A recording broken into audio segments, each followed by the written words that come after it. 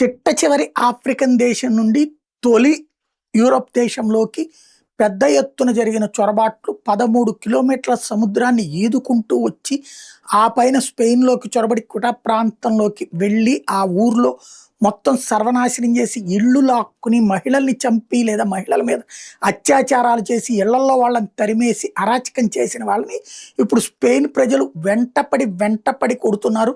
ఖాళీ చేయించడం కాదు, తరిమి కొడుతున్నారు, కాళ్ళు ఇరగ్గొడుతున్నారు, రాళ్లతో కొడుతున్నారు, కర్రలతో కొడుతున్నారు, కత్తులతో పొడి చేస్తున్నారు. ఇప్పుడు రిటర్న్ పారిపోతున్నారు. అయితే ఈ సందర్భంలో స్పెయిన్‌లో ఉన్నటువంటి వామపక్ష ప్రభుత్వం ఇచ్చిన హామీ ఏంటంటే దాదాపు 60,000 నుంచి 80,000 మంది వచ్చారు కదా! ఇందులో అరాచక శక్తులు ఎవరైతే నేర చరిత్ర ఉన్నవాళ్ళు జైలు నుంచి విడుదలైన వాళ్ళని పంపించేస్తాం. 50,000 మంది మాత్రం ఉండడానికి అవకాశం ఇస్తామని చెప్పారు.